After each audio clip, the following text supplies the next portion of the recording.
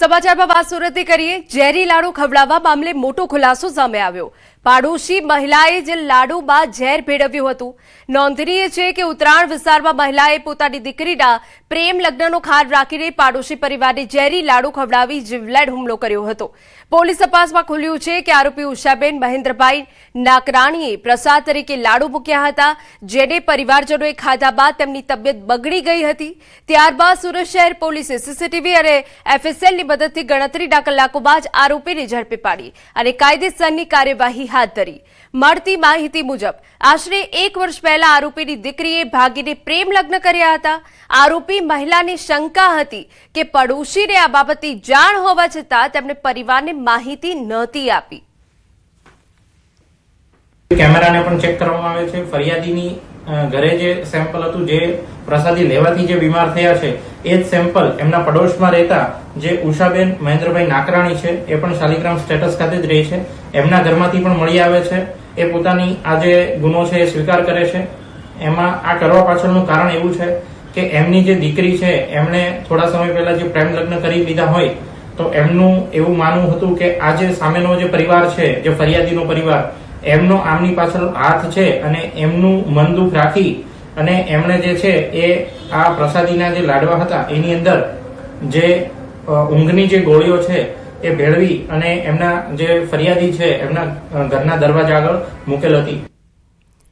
સમાચાર સુરતમાંથી। સચિન વિસ્તારમાં પીસીબીની મોટી કાર્યવાહી। નંબર પ્લેટ બદલી દારૂની હેરાફેરી કરતું નેટવર્ક ઝડપાયું। એક જ ગાડીમાં 3 અલગ નંબર પ્લેટો ઉપયોગ થયો હોવાનું બહાર આવ્યું। પોલીસે વકદાણા નહેર પાસે વ્યૂહાત્મક વોચ ગોઠવી ઝડપી પાડી। ક્રેટામાં ખાસ ખૂણાઓ બનાવી દારૂ છુપાડવામાં આવ્યો હતો। રૂપિયા 6.23 લાખનો મુદ્દામાલ જપ્ત। 402 બોટલ દારૂની કબજે કરવામાં આવી। રાજસ્થાનના ઓમપ્રકાશ લખારા રંગે હાથ ઝડપાઈ ગયા। દમણના દેવકા બીચથી દારૂ ભરાઈને આવતો હોવાનો ખુલાસો। વેસુના ચિંતન ઉર્ફે ચિંટુ સુધી જથ્થો પહોંચાડવાનો પ્લાન હતો। મુખ્ય સૂત્રધારો જ્યોતિ અને ચિંતનમાં પોલીસે વોન્ટેડ જાહેર કર્યા છે। સીસીટીવી અને ચેકિંગથી બચવા રસ્તામાં જ પ્લેટ બદલી નાખતા હોવાની વિગતો છે।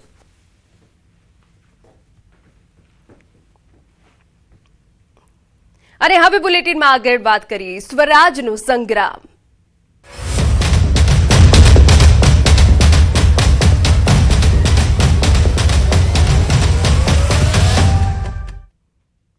મહેસાણાના બહુચરાજીમાં આવનારી નગરપાલિકા ચૂંટણી પહેલા આમ આદમી પાર્ટીને મોટો ફટકો લાગ્યો છે। ભારતીય જનતા પાર્ટીની વિકાસ સંકલ્પ સભા દરમિયાન આપના પ્રદેશ મંત્રી સહિત અનેક કાર્યકરોએ પક્ષ છોડી ભાજપમાં જોડાઈ કેસરીઓ ધારણ કર્યું। આ પ્રસંગે જિલ્લા ભાજપ પ્રભારી ભરતભાઈ ડાંગર, ધારાસભ્ય સુખાજી ઠાકોર અને આગેવાન ભગાજીની હાજરીમાં નવા કાર્યકરોનું સ્વાગત કરવામાં આવ્યું, જેના કારણે સ્થાનિક રાજકારણમાં હલચલ જોવા મળી। સભા રાખવામાં આવી હતી। એ સભામાં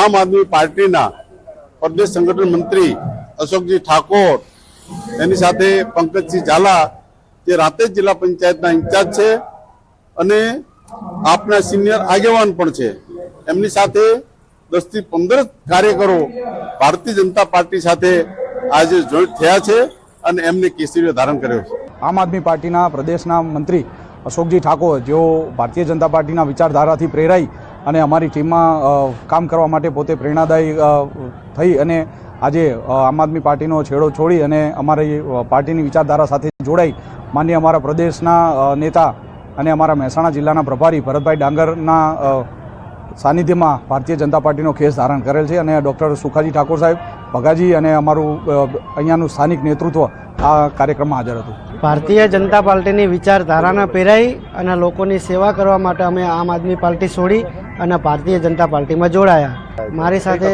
બીજા 100 જેટલા કાર્યકર્તા જોડાયા અને એનાથી વધુ છે કાર્યકર્તા। જિલ્લા પંચાયતના પ્રભારી હતા, મીડિયા સેલના પ્રમુખ હતા, ઘણા બધા હોદ્દેદારો જોડાયા મારી સાથે।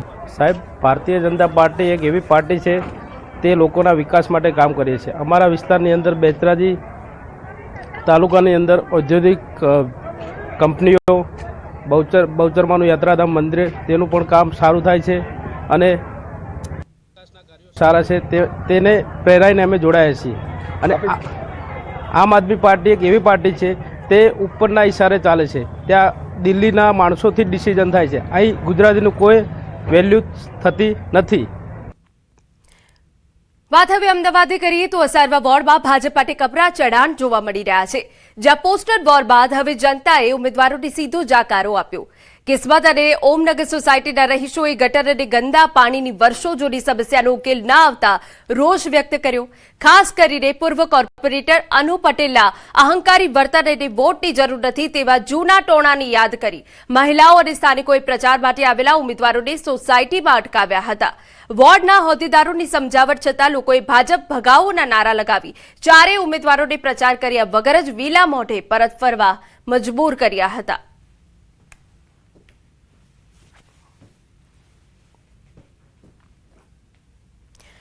બોટાદ જિલ્લામાં સ્થાનિક સ્વરાજ્યની ચૂંટણીને લઈને પોલીસ એક્શનમાં. શહેરના મુખ્ય માર્ગો પર ફૂટ પેટ્રોલિંગ હાથ ધરવામાં આવ્યું. સ્થાનિક સ્વરાજ્યની ચૂંટણી અને આચારસંહિતાને ધ્યાનમાં લઈ ભયમુક્ત અને શાંતિપૂર્ણ માહોલમાં મતદાન થાય તે માટે કાર્યવાહી કરી છે. ગુનેગારોની અટકાયત, તડીપાર કરવા તેમજ પાસા સહિતની કાર્યવાહી કરવામાં આવી. શહેરમાં પ્રવેશવાના મુખ્ય માર્ગો પર ચેકપોસ્ટ શરૂ કરવામાં આવી. ગુનાહિત પ્રવૃત્તિ થતી હોય તો પોલીસનો સંપર્ક કરવા લોકોને અપીલ કરાઈ.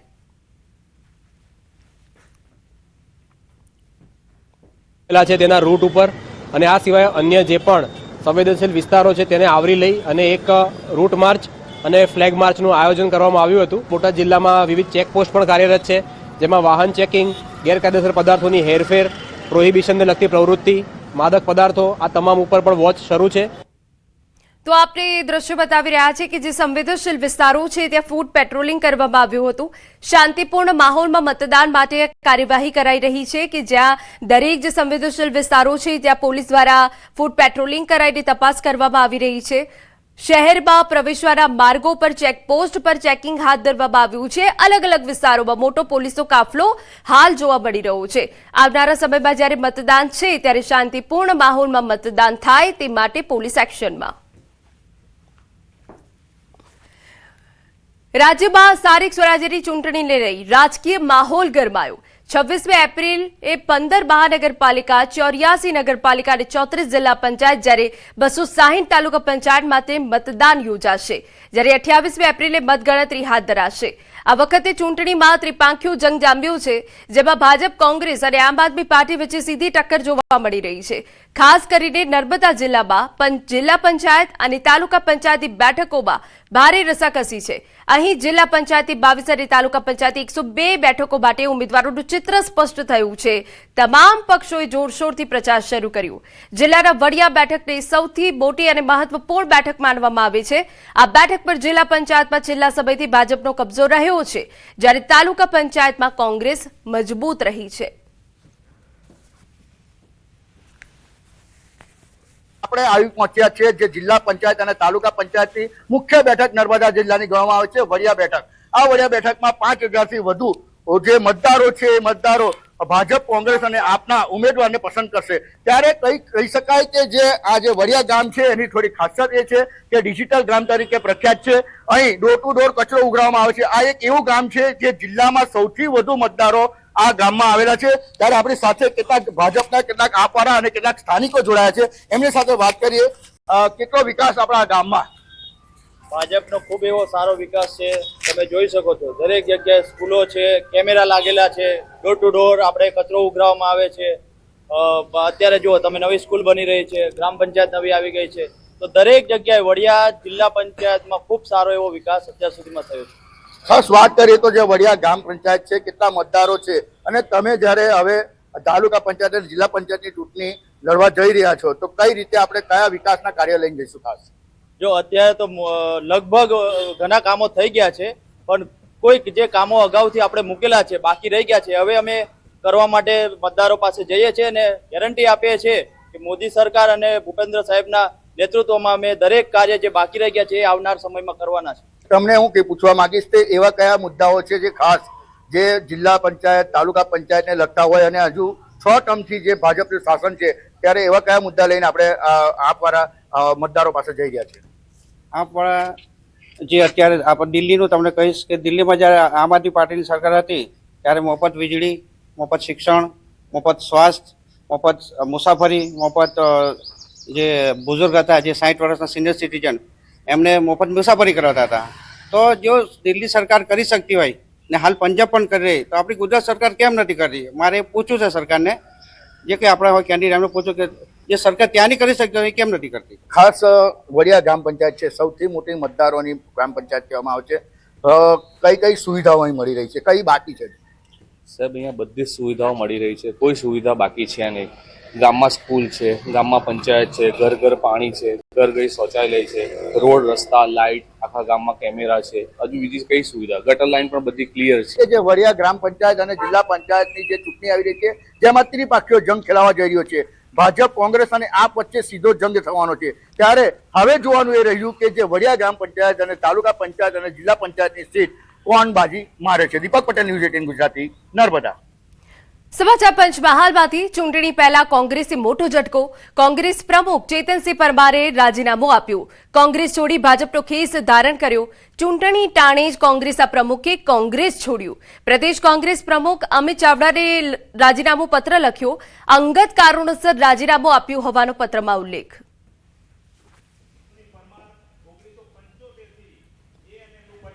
પંચમહાલ જિલ્લા કોંગ્રેસના પ્રમુખ ચેતનસિંહ પરમારે આજે રાજ્યના નાયબ મુખ્યમંત્રી હર્ષ સંઘવીની ઉપસ્થિતિમાં કેસરિયા ધારણ કર્યો છે. આપણી સાથે ચેતનસિંહ પરમાર છે, તેઓને પૂછવાનો પ્રયત્ન કરીશું અને ચેતનસિંહ પરમારને જ પૂછીશું. આપે આજે ભાજપ જોઈન કર્યું છે, કોંગ્રેસથી શું નારાજગી થઈ અને કેમ ભાજપ જોઈન કર્યું છે? મારી નારાજગી તો કોઈનાથી નથી, પણ મને એવું લાગ્યું કે હું અહીં સારી રીતે કામ કરી શકું એવું નથી, એટલે મેં સ્વેચ્છાએ કોંગ્રેસ છોડી છે.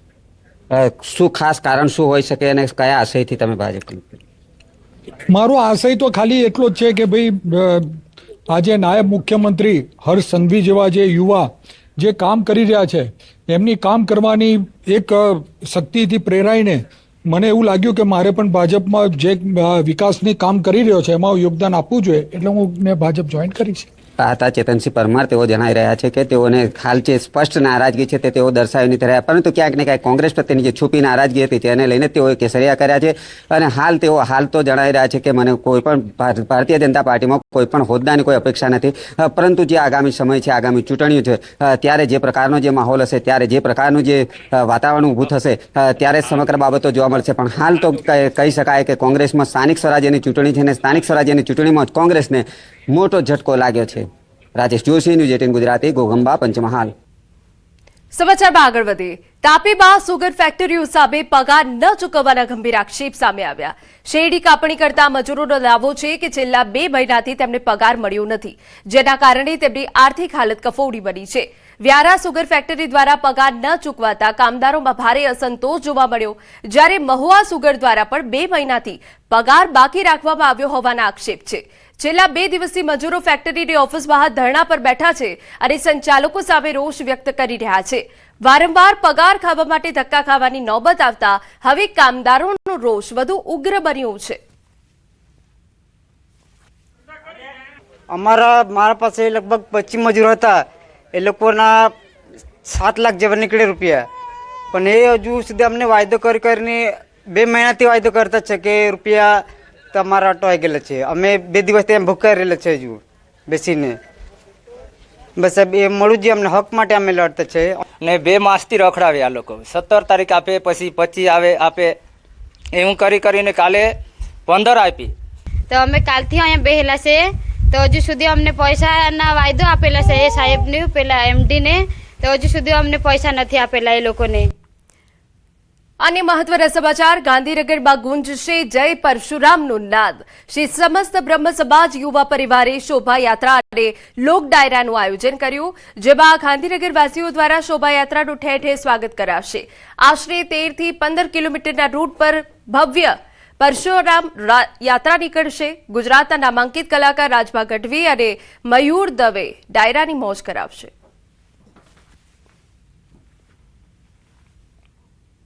બ્રહ્મ શક્તિનું એકતા પ્રદર્શન એટલે બ્રહ્મ સમાજ યુવા પરિવાર દ્વારા આયોજિત પરશુરામ દાદાની શોભાયાત્રા, જે આગામી 19 એપ્રિલ રવિવારના રોજ 3 વાગે પ્રસ્થાન કરશે અને 7 વાગે આખા ગાંધીનગરની અંદર નિયત રૂટ પ્રમાણે ભવ્ય શોભાયાત્રા ફરીને પરત આવશે. જૂનાગઢ જિલ્લાના કેશોદ ખાતે સરકારી ટેકાના ભાવે ઘઉંની ખરીદી શરૂ થતાં જ વિવાદ ઉભો થયો છે। ખેડૂતોનો આક્ષેપ છે કે સારી ગુણવત્તાવાળા ઘઉંને રિજેક્ટ કરવામાં આવે છે, જ્યારે નબળી ગુણવત્તાનો માલ સ્વીકારવામાં આવે છે।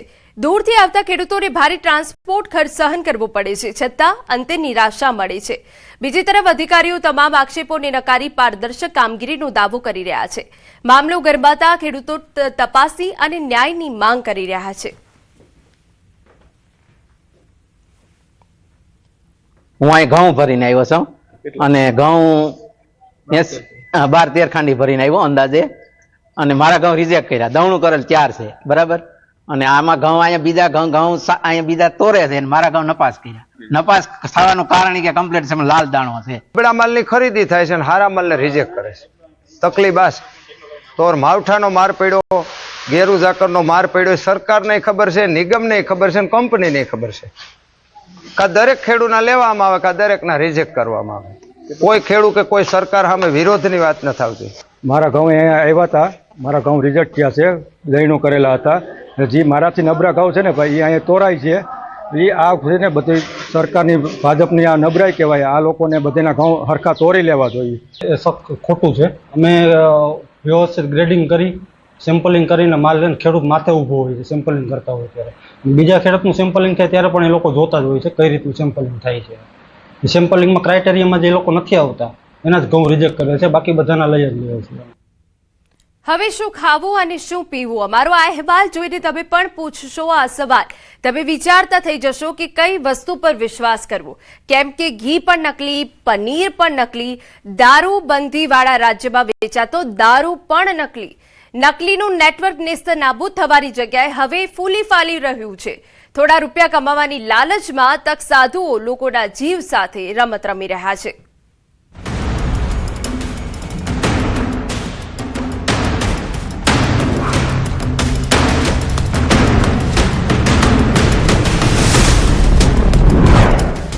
સાવધાન, શું અસલી અને શું નકલી।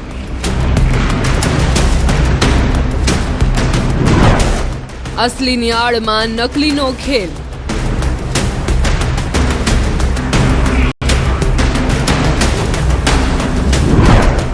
તમે ઝેર તો નથી આરોગી રહ્યા ને?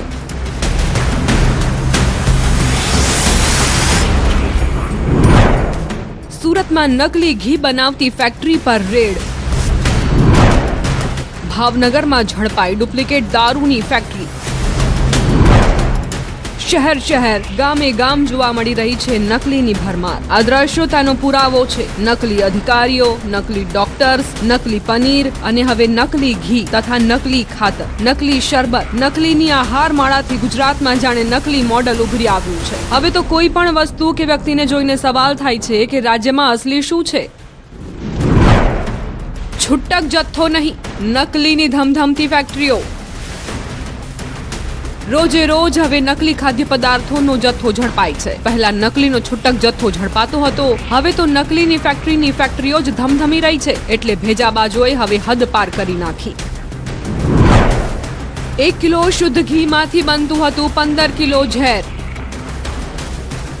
ગુજરાતમાં વારંવાર નકલી વસ્તુઓ પકડાઈ રહી છે। નકલી વસ્તુઓ વેચતા વેપારીઓ બેફામ બની રહ્યા છે। વારંવાર તંત્ર તપાસ અને દંડ ફટકારતું હોવા છતાં નકલી વસ્તુઓનો વેપાર કરતા વેપારીઓ ભેળસેળ યુક્ત વસ્તુઓ વેચવાની દાનત નથી છોડતા। સુરતમાં નકલી પનીર વેચનારા સુરભી ડેરીના સંચાલકો વિરુદ્ધ ગુનો નોંધાયો હતો, છતાં પણ નકલીનો વેપલો કરનારાઓમાં કોઈ ડર નથી। ફરી આજ સુરતમાંથી નકલી ઘીનું કારખાનું પકડાયું। ડાયમંડ અને ટેક્સટાઇલ સિટી તરીકે ઓળખાતું સુરત હવે નકલી ખાદ્ય પદાર્થોનું હબ બની રહ્યું હોય તેમ લાગે છે। શહેર પોલીસના સ્પેશિયલ ઓપરેશન ગ્રુપે બાતમીના આધારે સચિન જીઆઈડીસી વિસ્તારમાં એક એવી ફેક્ટરી પર દરોડા પાડ્યા જે જાણીને કોઈ પણ સામાન્ય નાગરિકના હોશ ઉડી જાય। સબકા ફૂડ્સના નામે ચાલતી આ ફેક્ટરીમાં લોકોના સ્વાસ્થ્ય સાથે ખુલ્લેઆમ ચેડા કરી માત્ર 1 કિલો શુદ્ધ ઘીનો ઉપયોગ કરી તેમાંથી 15 કિલો નકલી ઘી તૈયાર કરવામાં આવતું હતું। ફેક્ટરીમાંથી પોલીસે 2029 કિલોથી વધુ નકલી ઘી સાથે 36 લાખથી વધુનો મુદ્દામાલ જપ્ત કર્યો છે। અધિકારીઓએ ફેક્ટરીમાં પડેલા ડબ્બાઓ અને ગરમ થઈ રહેલા લૂઝ ઘીના નમૂના લીધા હતા। આ સેમ્પલ્સને સીલ કરીને સરકારી લેબોરેટરીમાં પૃથક્કરણ માટે મોકલી આપવામાં આવ્યા હતા। ફૂડ ઓફિસર્સના મતે આ પ્રકારનું ભેળસેળ યુક્ત ઘી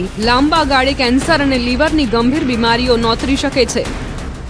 એસઓજીએ એક નકલી ઘીની ફેક્ટરી સચિન જીઆઈડીસી વિસ્તારમાંથી ઝડપેલ છે. 2029 કિલોગ્રામ ઘી, 15 લાખનો મુદ્દામાલ અને ટોટલ મશીનરી સાથે 36 લાખનો મુદ્દામાલ ઝડપેલ છે. અને આ ઘી જે છે એ પામ ઓઇલ, વનસ્પતિ ઘી, પછી એસેન્સ અને બીજી જે અમુક રાસાયણિક દ્રવ્યો ઉમેરીને બનાવતા હતા. જે કેમિકલના એસેન્સ તેલના મિશ્રણથી ઝેર બનતું. તપાસ દરમિયાન સૌથી ચોંકાવનારો ખુલાસો નકલી ઘી બનાવવાની પદ્ધતિને લઈને થયો છે. આરોપીઓ અત્યંત શાતિર રીતે ભેળસેળનું નેટવર્ક ચલાવતા હતા. તેઓ 1 કિલો શુદ્ધ ઘી લેતા અને તેમાં મોટા પ્રમાણમાં વનસ્પતિ ઘી, પામોલિન તેલ અને ખાસ પ્રકારના કેમિકલ એસેન્સ ઉમેરતા. આ કેમિકલ એટલું પાવરફુલ હતું કે તે તેલના મિશ્રણને પણ અસલી ઘી જેવી જ સુગંધ અને દાણાદાર ટેક્સચર આપી દેતું હતું. આ મિશ્રણમાં ચોક્કસ પ્રકારનો રંગ ઉમેરી તેને ગાયના પીળા ઘી જેવું દેખાડવામાં આવતું હતું. આ રીતે માત્ર 1 કિલો માંથી 15 કિલો ઝેર તૈયાર કરી બજારમાં ઊંચા ભાવે વેચવામાં આવતું હતું. ગાયના ઘીની આબેહૂબ સુગંધ લાવવા માટે ખાસ પ્રકારના ફ્લેવર્સનો ઉપયોગ કરી લોકોના સ્વાસ્થ્ય સાથે ખુલ્લેઆમ ચેડા કરવામાં આવતા હતા. નકલી ઘી એવું બનાવવામાં આવતું હતું કે સામાન્ય માણસ અસલી અને નકલી ઘી વચ્ચેનો તફાવત સુગંધ કે દેખાવ પરથી ક્યારે પારખી ન શકે. આરોપીઓ આ ડુપ્લિકેટ ઘી ઝૂંપડપટ્ટી વિસ્તારોની કરિયાણાની દુકાનો, હાઈવે પરની હોટેલ, ઢાબાઓ તેમજ સુરત આસપાસના જિલ્લામાં સસ્તા ભાવે વેચતા હતા.